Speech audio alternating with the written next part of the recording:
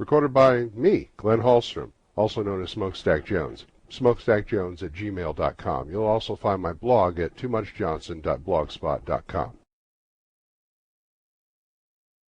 The Street by H.P. Lovecraft.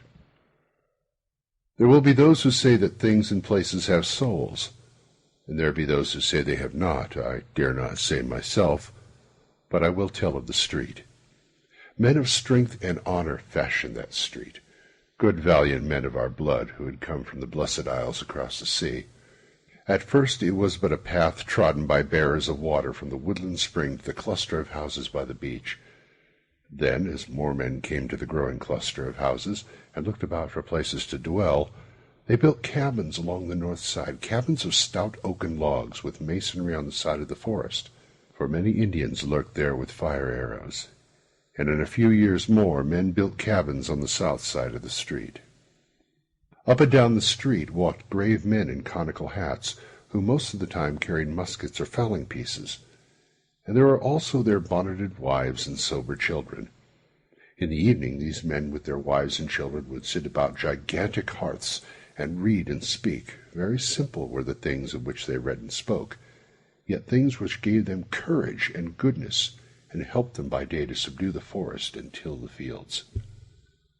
And the children would listen and learn of the laws and deeds of old, and of that dear England which they had never seen or could not remember. There was war, and thereafter no more Indians troubled the street. The men, busy with labor, waxed prosperous and as happy as they knew how to be, and the children grew up comfortable, and more families came from the motherland to dwell on the street. And the children's children and the newcomers' children grew up. The town was now a city, and one by one the cabins gave place to houses, simple, beautiful houses of brick and wood, with stone steps and iron railings and fanlights over the doors. No flimsy creations were these houses, for they were made to serve many a generation. Within these were carven mantels and graceful stairs, and sensible, pleasing furniture, china and silver brought from the motherland. So the street drank in the dreams of a young people and rejoiced as its dwellers became more graceful and happy. Where once had been only strength and honor, taste and learning now abode as well. Books and paintings and music came to the houses, and the young men went to the university which rose above the plain to the north. In the place of conical hats and small swords, of lace and snowy periwigs, there were cobblestones over which clattered many a blooded horse, and rumbled many a gilded coach, and brick sidewalks with horse blocks and hitching posts. There were in that street many trees, elms and oaks and maples of dignity, so that in the summer the scene was all soft verdure and twittering bird song. And behind the houses were walled rose gardens with hedged paths and sundials, where at evening the moon and stars would shine bewitchingly, while fragrant blossoms glistened with dew. So the street dreamed on, past wars, calamities, and change. Once most of the young men went away, and some never came back. That was when they furled the old flag and put up a new banner of stripes and stars. But though the men talked of great changes, the street felt them not, for its folk were still the same, speaking of the old familiar things in the old familiar accounts. And the trees still sheltered singing birds, and at evening the moon and stars looked down upon dewy blossoms in the walled rose gardens. In time there were no more swords, three-cornered hats, or periwigs in the street. How strange seemed the inhabitants with their walking sticks, tall beavers, and cropped heads. New sounds came from the distance. First strange puffings and shrieks from the river a mile away, and then, many years later, strange puffings and shrieks and rumblings from other directions. The air was not quite so pure as before, but the spirit of the place had not changed. The blood and soul of their ancestors had fashioned the street. Nor did the spirit change when they tore open the earth to lay down strange pipes, or when they set up tall posts bearing weird lines. There was so much ancient lore in that street that the past could not easily be forgotten. Then came days of evil, when many who had known the street of old knew it no more, and many knew it who had not known it before, and went away, for their accents were coarse and strident, and their mien and faces unpleasing. Their thoughts, too, fought with the wise, just spirit of the street, so that the street pined silently as its houses fell into decay, and its trees dried one by one, and its rose gardens grew rank with weeds and waste. But it felt a stir of pride one day when again marched forth young men, some of whom never came back. These young men were clad in blue. With the years, worse fortune came to the street.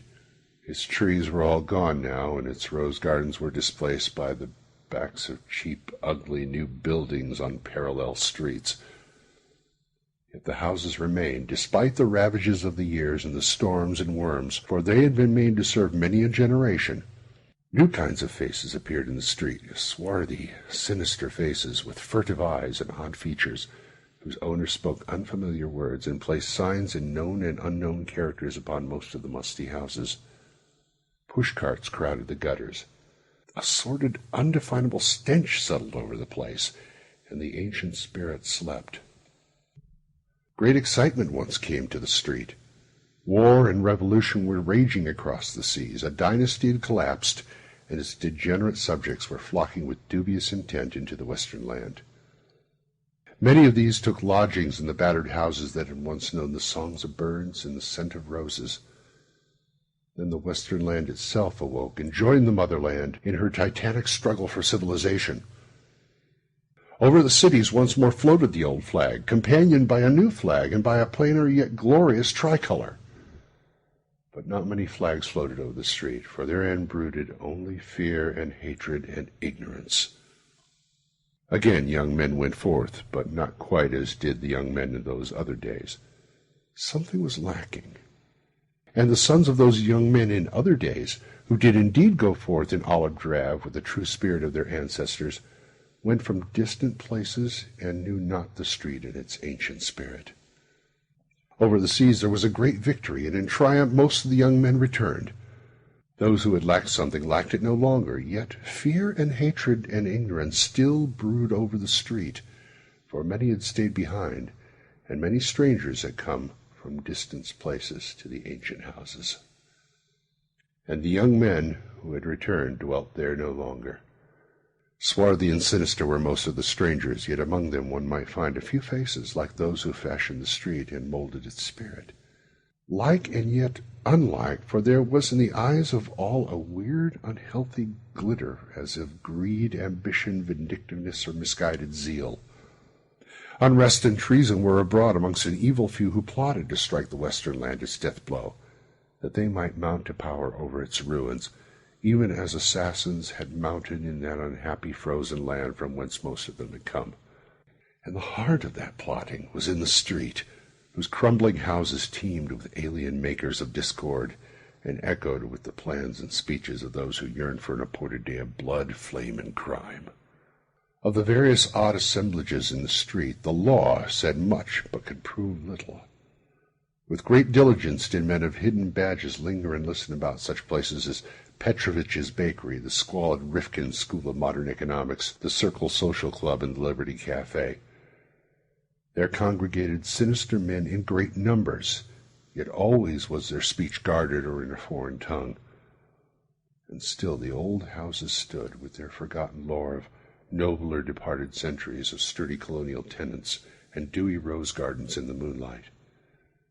Sometimes a lone poet or traveler would come to view them, and would try to picture them in their vanished glory, yet of such travelers and poets there were not many. The rumor now spread widely that these houses contained the leaders of a vast band of terrorists, who on a designated day were to launch an orgy of slaughter for the extermination of America and for all the fine old traditions which the street had loved. Handbills and papers fluttered about filthy gutters, handbills and papers printed in many tongues and in many characters, yet all bearing messages of crime and rebellion. In these writings the people were urged to tear down the laws and virtues that our fathers had exalted, to stamp out the soul of the old America, the soul that was once bequeathed through 1,500 years of Anglo-Saxon freedom, justice, and moderation. It was said that the swarthy men who dwelt in the street and congregated in its rotting edifices were the brains of a hideous revolution, and that their word of command many millions of brainless, besotted beasts would stretch forth with their noisome talons from the slums of 1,000 cities, burning, slaying, and destroying until the land of our father should be no more. All this was said and repeated, and many looked forward in dread to the 4th day of July, about which the strange writings hinted much, yet could nothing be found to place the guilt. None could tell just whose arrest might cut off the damnable plotting at its source. Many times came bands of blue-coated police to search the shaky houses, though at last they ceased to come, for they too had grown tired of law and order, and had abandoned all the city to its fate. Then the men in olive drab came, bearing muskets, till it seemed as if in its sad sleep the street must have some haunting dreams of those other days, when musket-bearing men in conical hats walked along it from the woodland spring to the cluster of houses by the beach. Yet no act be performed to check the impending cataclysm, for the swarthy, sinister men were old and cunning. So the street slept uneasily on, till one night there gathered in Petrovich's bakery and the Rifkin School of Modern Economics and the Circle Social Club and the Liberty Cafe, and in other places as well, vast hordes of men whose eyes were big with horrible triumph and expectation. Over hidden wires strange messages traveled, and much was said of still stranger messages yet to travel. But most of this was not guessed till afterward, when the western land was safe from the peril. The men in olive drab could not tell what was happening, nor what they ought to do, for the swarthy, sinister men were skilled in subtlety and concealment. And yet the men in olive drab will always remember that night, and will speak of the street as they tell of it to their grandchildren, for many of them were sent there toward morning on a mission unlike that which they had expected. It was known that this nest of anarchy was old, and that the houses were tottering from the ravages of the years and the storms and worms, yet was the happening of that summer night a surprise because of its very queer uniformity. It was indeed an exceedingly singular happening, though after all a simple one.